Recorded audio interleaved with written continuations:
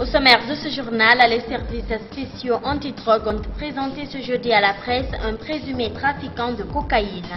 De nationalité bissau-guinéenne, Aliou Diamankan aurait avalé 60 boules de cocaïne qu'il détiendrait depuis le Brésil avant d'être interpellé la semaine dernière à Conakry.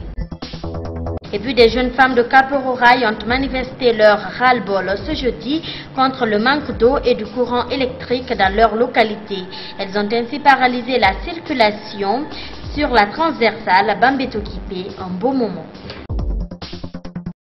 Merci de nous rejoindre sur Gangan TV, aimables téléspectateurs. Bonsoir et bienvenue dans ce journal. Le bras de fer s'annonce très serré entre le ministre de la Santé et le président de l'Ordre national des pharmaciens de Guinée. Ce dernier, qui est Fodé Oussou Fofana, a réagi aujourd'hui à la publication du communiqué dans lequel le ministre Abdourahmane Diallo a annoncé sa volonté de mettre en place un nouveau bureau de l'Ordre des pharmaciens. Le président en exercice de cette corporation parle d'une décision unilatérale et met en garde contre toute tentative de violation de la procédure en la matière. On se bat le Valdi. Dans cette interview, le président de l'Ordre national des pharmaciens de Guinée dit répondre à un communiqué du ministre de la Santé, communiqué dans lequel serait mentionnée la décision du ministre de vouloir renouveler le bureau de cette corporation. Cette annonce d'Abdourahmane Diallo constitue un mépris, a déclaré Fodé Oussou Fofana. Pour nous, ce communiqué est un mépris à l'endroit du bureau sortant.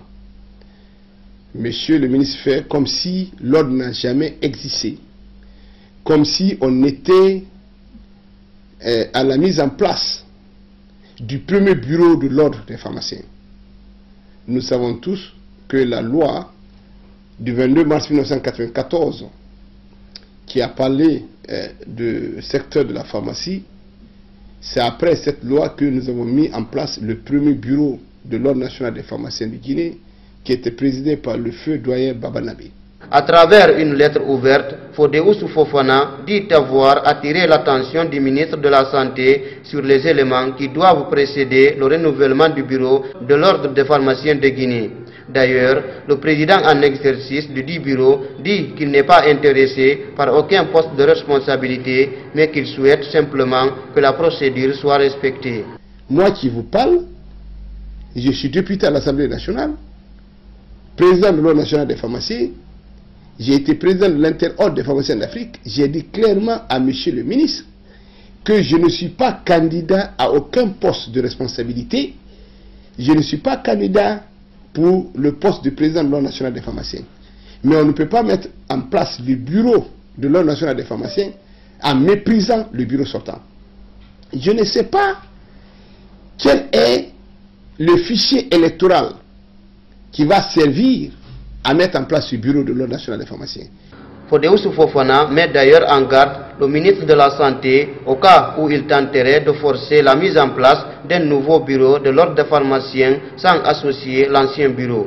Nous ne pouvons pas accepter qu'il essaie de mettre un bureau fantôme des gens qui ne représentent pas les pharmaciens, des gens qui ne sont même pas inscrits à l'ordre, une commission que nous ne reconnaissons pas et qui continue à vouloir gérer, à mettre le bureau sans nous concerter. Nous allons nous opposer avec la dernière régie. Et je dis, les conséquences, c'est monsieur le ministre qui sera seul responsable. S'il veut forcer la situation pour vouloir mettre le bureau de l'ordre, en méprisant le bureau sortant, en essayant de faire le forcing, comme si c'est comme ça qu'on doit mettre le bureau de l'ordre, il nous trouvera sur son chemin parce que nous n'accepterons pas. Restons avec Fodé Oussou Fofana, mais il va changer de casquette puisqu'on change de sujet pour parler politique cette fois-ci. Vous le savez, il est l'un des vice-présidents de l'UFDG. C'est à ce titre donc qu'il va se prononcer sur la manifestation organisée hier contre le chef de l'État par certains Guinéens vivant en Belgique. Fodé Oussou s'en est vivement réjoui. Il demande d'ailleurs à tous les Guinéens, où qu'ils se trouvent, de manifester leur désapprobation à la gouvernance d'Alpha Condé. Cependant, l'homme politique ajoute qu'il ne faut pas insulter le chef de l'État civil. Quand M. Alpha Condé arrive dans un pays, nous demandons à l'ensemble des Guinéens de sortir, d'aller manifester devant le monde entier pour qu'on comprenne que M. Alpha Condé ne respecte pas les droits humains. Il faut qu'on il faut qu'il manifeste pour que le monde entier comprenne que M. Alpha Condé ne respecte pas ses engagements. Il faut qu'il manifeste pour montrer au monde entier que M. Alpha Condé, dans ce pays comme la Guinée, il y a la malgouvernance. Il faut qu'il manifeste pour que le monde entier se rende compte que dans ce pays, il y a de l'insécurité. On tue des gens sans que le gouvernement n'existe. Il faut qu'il sorte dans le pays pour dire à M. Alpha Condé qu'on en a marre de cette gouvernance hasardeuse. On peut le faire sans l'insulter d'une façon personnelle. Mais il faut qu'il sorte et faire des manifestations sans faire d'injures. Il faut qu'il manifeste contre lui. Ce n'est pas seulement en Belgique. Nous félicitons les gens de la Belgique.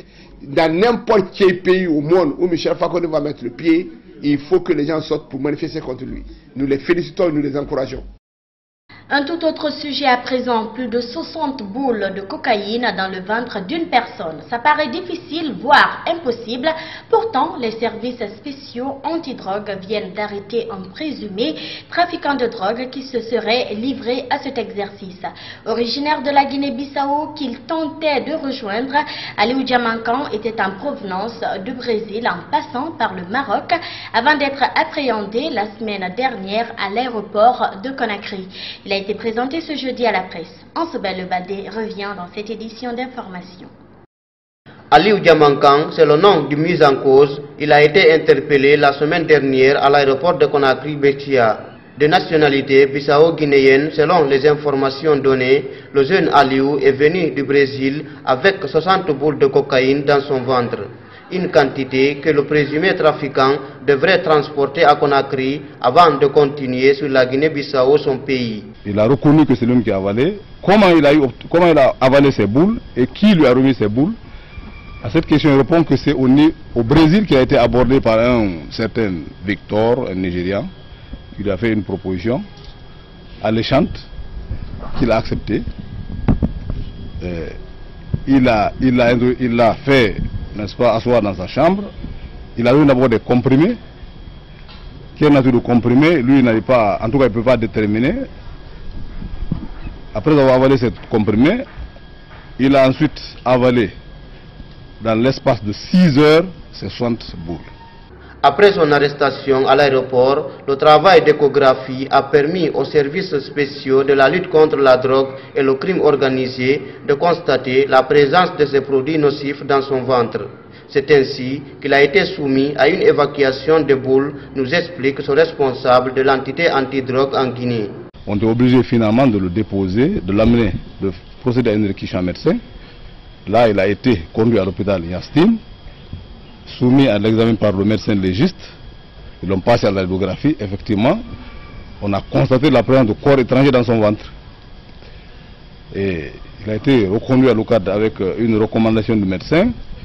Et comme il savait qu'il n'a plus de port sorti, il a choisi lui-même d'évacuer naturellement les boules. Le colonel Moussa Keboro Kamara a décliné par la suite la procédure qui va suivre dans cette affaire. Je vais simplement le conseiller et qu'on travaille à lui, à travers ce passage, conseiller les autres pour dire que le bien mal acquis traîne souvent les gens dans les problèmes. Et aujourd'hui, quel que soit ce qu'il dit aujourd'hui, il ne pourra plus s'en sortir.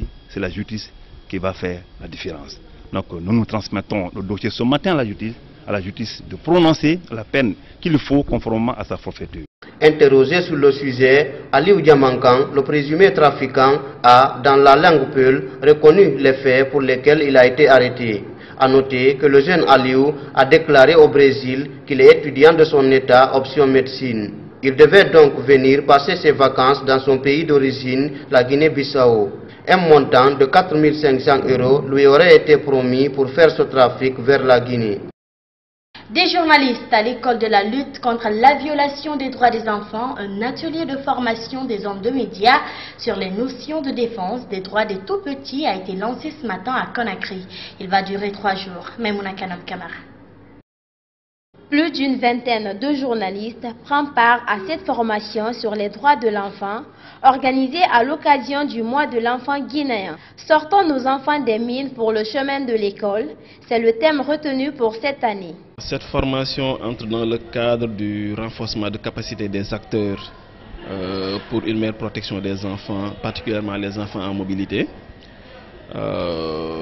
Il s'inscrit également sur un résultat de plaidoyer que nous voulons atteindre en renforçant, comme je l'ai dit, ces acteurs-là mais en faisant en sorte que tous les intervenants puissent contribuer à une meilleure prise en charge des questions de l'enfance. Les organisateurs ont focalisé cet atelier sur 3 points essentiels. Et cette formation plutôt tourne autour de 3 points. Nous avons d'abord les droits de l'enfant de façon générale et maintenant la protection des enfants, mais aussi la responsabilité sociale des entreprises de façon générale. Si Armou Dieng est conscient du rôle que les journalistes peuvent jouer dans la lutte contre la violation des droits des enfants, il n'a pas manqué d'exprimer le souci qui a motivé la tenue de cet atelier de 3 jours.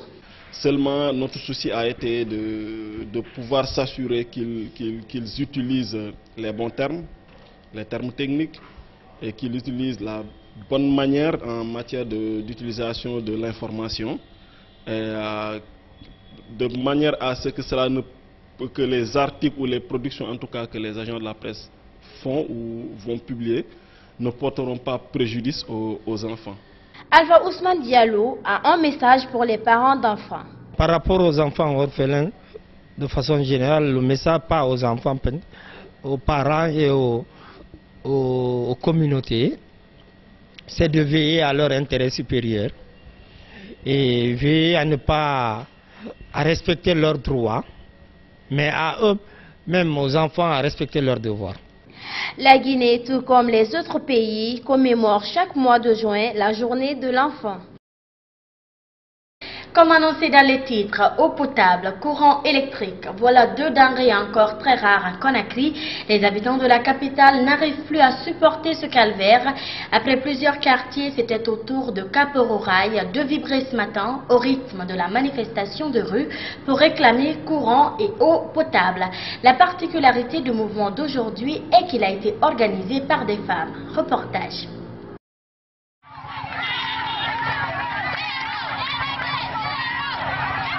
Ces jeunes femmes de Kapororaï expriment leur colère face au manque d'eau et du courant électrique dans leur localité.